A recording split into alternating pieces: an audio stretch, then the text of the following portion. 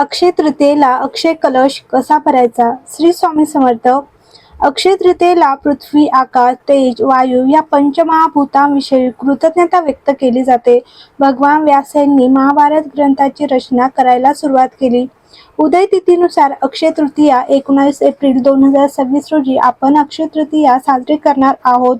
अक्षय तृतीयेच्या दिवशी भगवान श्रीहरी विष्णू, माता लक्ष्मी यांचा एकत्रित पूजा करण्याला खूप महत्त्व आहे आणि या दिवशी वर्षातून एकदा भरता येणारा अक्षय कलश सुद्धा भरण्याची प्रथा आहे.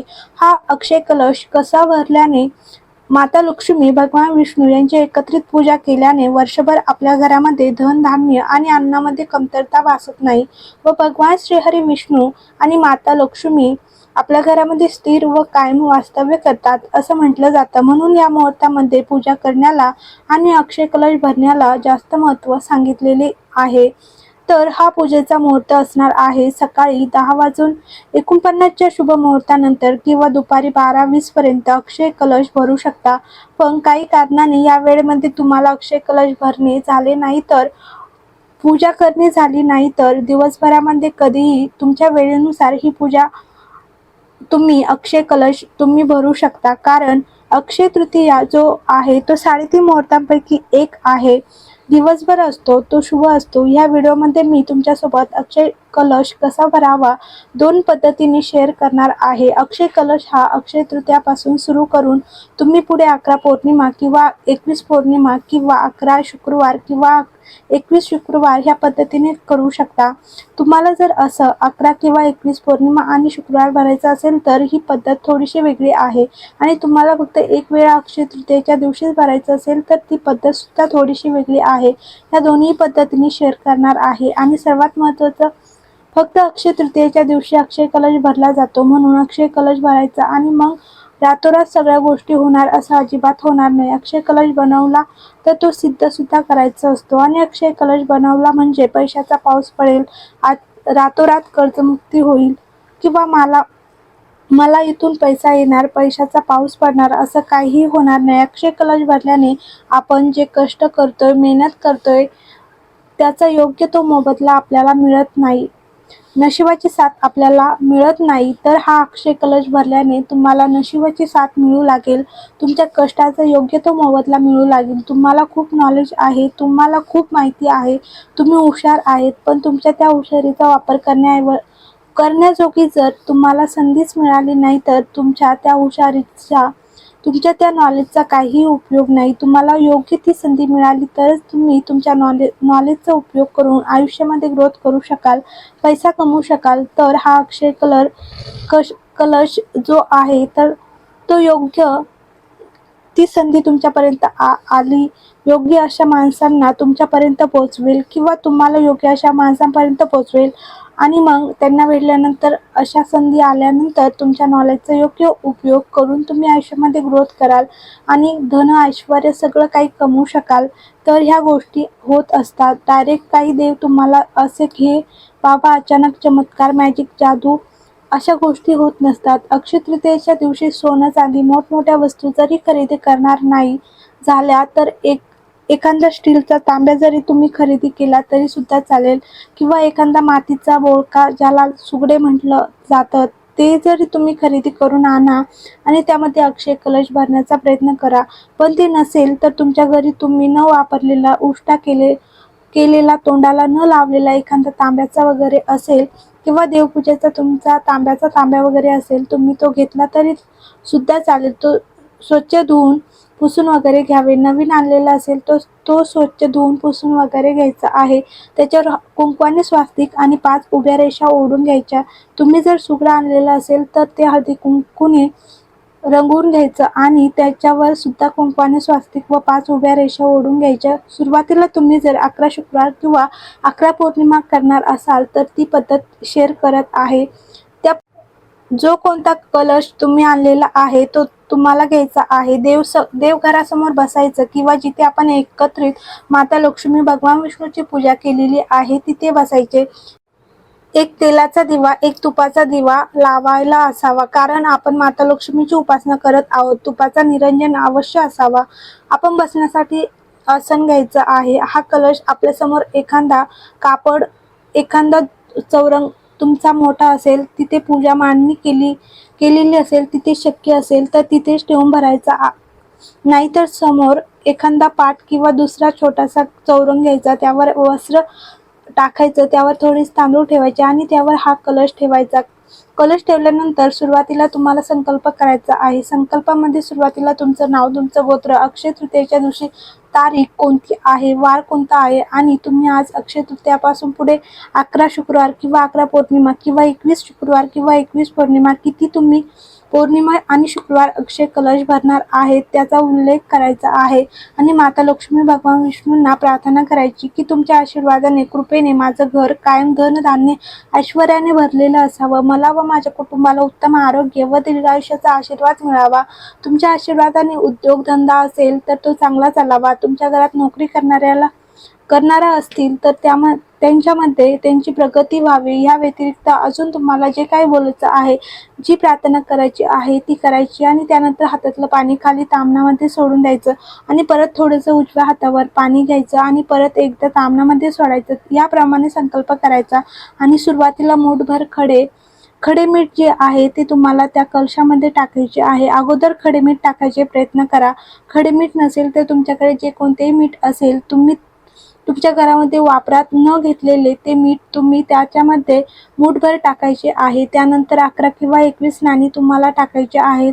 1 रुपयाचे असतील, 2 रुपयाचे असतील, 5 रुपयाचे असतील, 10 रुपयाचे असतील किंवा सगळे मिक्स जे काही आहेत ते 11 किंवा 21 नाणे तुम्हाला त्या मिठावर टाकायचे आहेत. त्यानंतर तुम्हाला 11, 21, 7, 9 जे तुम्हाला शक्य असेल तेवढ्या समोर फुलं असलेल्या लवंगा त्यामध्ये टाकायच्या आहेत आणि तेवढ्याच तुम्हाला हिरवी इलायची, जिला आपण वेलदोडा म्हटलं जातं, ते यामध्ये टाकायचं. त्यानंतर तुमच्याकडे जर गुंजा असतील, पांढऱ्या गुंजा, लाल गुंजा, तर त्या सुद्धा तुम्हाला यामध्ये टाकायच्या आहेत. कमळगट्टा, जर कमळगट्ट्याचे बीज असतील तुमच्याकडे तर ते सुद्धा 11, 21, 7, 5 ह्या पद्धतीने तुम्हाला यामध्ये टाकायचे आहेत. त्यानंतर 11 किंवा 21 गोमती चक्र किंवा पिवळ्या कवड्या असतील तर त्या सुद्धा तुम्हाला यामध्ये टाकायच्या आहेत.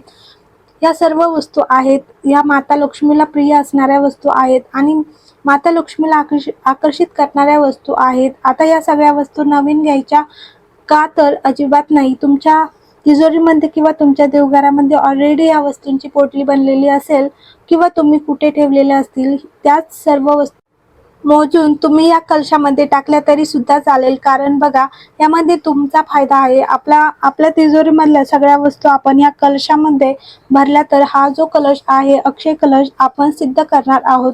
तर तुमच्या तिजोरीतील वस्तू सुद्धा सिद्ध होतील आणि त्या सिद्ध झाल्या म्हणजे त्यातील ऊर्जा वाढेल आणि त्या वस्तू अधिक चांगल्या प्रकारे काम करतील आणि या पोटलीचे किंवा वस्तूचे सेवेचे अनुभव सुद्धा येऊ लागतील. त्यामुळे प्रत्येक वेळेस नवीन वस्तू आणि त्या वापरायच्या आणि परत त्या पायंदळी इकडे तिकडे कुठेही टाकून देणार, त्याचा काही उपयोग नाही. असं करू नका. ज्या ऑलरेडी तुमच्याकडे वस्तू आहेत त्याच परत घ्या, म्हणजे त्या अधिक ऊर्जावान होतील आणि तुम्हाला त्याचा लाभ सुद्धा होईल. तर त्याचबरोबर एक सुपारी सुद्धा तुम्हाला यामध्ये टाकायची आहे आणि शक्य झालं तर एखादा हळकुंड टाकायचा आहे आणि त्यानंतर वरती 50 रुपये, 100 रुपये, 500 रुपये एखादी नोट ठेवायची आहे. हा झाला आपला अक्षय कलश. हा तुम्हाला सेम टू सेम प्रत्येक शुक्रवारी आणि प्रत्येक पौर्णिमेला भरायचा आहे. याप्रमाणे समोर तो अक्षय कलश ठेवायचा, त्याला हळद कुंकू अर्पण करायचं, धूप दीप दाखवायचा आणि त्यानंतर अभिमंत्रित करायचं आहे. तुम्ही अभिमंत्रित नाही केला तर त्याचा काहीही उपयोग होणार नाही. अभिमंत्रित करण्यासाठी तुम्हाला 16 वेळा श्री सूक्त म्हणायचे आहे, 1 वेळा विष्णू सहस्त्रनाम म्हणायचे आहे. विष्णू सहस्त्रनाम तुम्हाला म्हणता येत नसेल, अवघड वाटत असेल तर तुम्ही व्यंकटेश स्तोत्र म्हटलं तरी सुद्धा चालेल. संस्कृत म्हणा किंवा मराठी म्हणा, दोन्ही चालेल, काही हरकत नाही. त्यानंतर 16 वेळा विष्णू गायत्री मंत्र, 16 वेळा लक्ष्मी गायत्री मंत्र, 16 वेळा कमलात्मक मंत्र, 16 वेळा आणि 16 वेळा कुबेर मंत्र म्हणायचा आहे. या पद्धतीने हे सगळे मंत्र म्हणून हा अक्षय कलश आपल्याला सिद्ध करायचा आहे आणि त्यानंतर परत एकदा प्रार्थना करून माता लक्ष्मी, भगवान श्री हरी विष्णूंना काहीतरी गोडाचा नैवेद्य किंवा फळाचा नैवेद्य दाखवायचा आहे. शक्य झाले तर सुरुवातीला गणपतीची, त्यानंतर माता लक्ष्मीची आणि भगवान श्री हरी विष्णूंची आरती करायची आहे आणि मग आपलं असं आपला आसन सोडायचं आहे. या पद्धतीने अक्षय कलश भरायचा आहे आणि तो सिद्ध करायचा आहे. हा अक्षय कलश अक्षय तृतीयेच्या दिवशी तसाच राहू द्यायचा. त्यानंतर प्रत्येक शुक्रवारी तुम्ही भरणार असाल तर शुक्रवारच्या दिवशी सकाळच्या वेळेमध्ये भरायचा. दिवसभर 24 तास शुक्रवारचा संपूर्ण दिवस रात्र तिथेच ठेवायचा आणि दुसऱ्या दिवशी सकाळी स्नान झाल्यानंतर सुरुवातीला दिवा लावायचा, धूप-दीप ओवाळून घ्यायचं, काहीतरी गोड खडीसाखरेचा नैवेद्य दाखवायचा आणि त्यानंतर हा अक्षय कलश जो आहे तो थोडासा उत्तरेकडे सरकवायचा, हलवायचा. त्यांच्यातील सामान आहे ते सगळे ठेवून द्यायचे. तुम्ही तिजोरीमधलं काय घेतलं असेल तिजोरीमध्ये ठेवायचं. कुठलं काय घेतलं असेल ते तुम्ही एका जागी तसंच ठेवायचं. तुम्ही नवीन साहित्य घेतलेलं असेल तर त्या डब्यामध्ये किंवा एखाद्या पोटलीमध्ये बांधून वगैरे तसेच ठेवायचे आणि प्रत्येक शुक्रवारी तुम्ही हेच वापरायचं आहे. पण जे मीठ आपण घेतलेलं आहे तर ते मीठ काय करायचं, एखाद्या पातेल्यामध्ये पाणी घ्यायचं आणि त्यामध्ये हे मीठ टाकायचे आणि ते विरघळून द्यायचे. त्यानंतर हे जे पाणी आहे ते आपल्याला बेसिनमध्ये टाकून द्यायचे आहे. जी काही नकारात्मकता आहे ती या मीठाने शोषून घेतलेली जाते. ते आपण बेसिनमध्ये टाकून ते आपण वाहून देणार आहोत. प्रत्येक शुक्रवार पौर्णिमा तुम्हाला फक्त मीठ नवीन घ्यायचे आहे, बाकीच्या वस्तू त्याच वापरायच्या आहे आणि दुसऱ्या दिवशी तिथल्या तिथे ठेवून द्यायच्या आहेत. सेम आपण अक्षय तृतीयेच्या दुसऱ्या दिवशी सेम आपल्याला या वस्तू जिथल्या तिथे ठेवून द्यायच्या आहे. आता दुसरी पद्धत, वर्षातील एकच दिवस तुम्हाला हा कलश भरायचा असेल तर एवढ्या सगळ्या वस्तू वापरण्याची गरज नाही. तुम्ही अक्षय कलश भरण्यासाठी सेम तांब्याचं किंवा सुगडं आणलेलं असेल तर सेम ते रंगवून स्वास्तिक काढून 5 उभ्या रेषा ओढून घ्यायच्या आणि ते गच्च भरून तांदूळाने भरून घ्यायचे आहे. तांदूळ त्यामध्ये अखंड तांदूळ असतात ते गच्च भरून घ्यायचे आणि त्या तांदूळावरती 11 किंवा 21 नाणी ठेवायची. त्यावर काहीतरी सोनं चांदी ठेवायचे. त्याचा हळदी कुंकू आणि पूजन करायचे. याप्रमाणे सिद्ध करायचं. या स्तोत्र मंत्रांनी जे अगोदर सांगितले आहे त्यांनी तो कलश सिद्ध करायचा. अक्षय तृतीयेच्या दिवशी दिवस रात्र तो अक्षय कलश तसाच राहू द्यायचा. दुसऱ्या दिवशी सोनं चांदी नाणे जे आहेत ते आपण ही नाणी तिजोरीमध्ये एका लाल पोटलीमध्ये बांधून तसेच ठेवू शकता आणि जे तांदूळ आहेत ते दुसऱ्या दिवशी तुम्हाला साठवणीच्या तांदूळामध्ये टाकून द्यायचे आहेत. तर याप्रमाणे जर फक्त वर्षातून एकदाच तुम्हाला कलश भरायचा असेल तर तुम्ही करू शकता आणि पहिली पद्धत सांगितली त्यानुसार तुम्ही 11 किंवा 21 पौर्णिमा किंवा 21 शुक्रवार कलश भरू शकता. याचे तुम्हाला खूप चांगले अनुभव येतील. तुम्हाला जर कष्ट मेहनत करूनही घरामध्ये भरभराट होताना दिसत नसेल तर किंवा 21 पौर्णिमा शुक्रवार हा भरून बघा, तुम्हाला खूप चांगले अनुभव येतील. श्री स्वामी समर्थ.